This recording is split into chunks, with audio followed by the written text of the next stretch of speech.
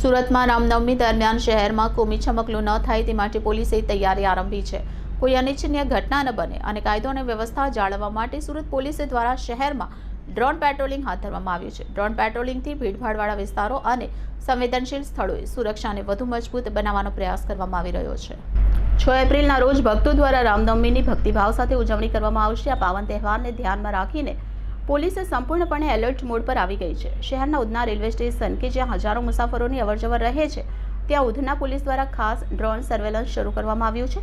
શહેરમાં રામનવમીના દિવસે વિવિધ સંગઠનો દ્વારા રેલીનું આયોજન કરવામાં આવે છે। આ રેલીના રૂટ પર કડક સુરક્ષા માટે પોલીસ દ્વારા ડ્રોન સર્વેલન્સ અને ગ્રાઉન્ડ પેટ્રોલિંગ હાથ ધરવામાં આવ્યું છે।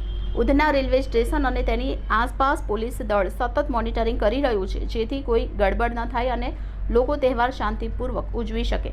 સુરત પોલીસના અધિકારીઓએ પણ જણાવ્યું છે કે જો કોઈ શખ્સ ગેરકાયદેસર હરકત કરવાનો પ્રયાસ કરશે તો તેના વિરુદ્ધ કડક કાર્યવાહી કરવામાં આવશે।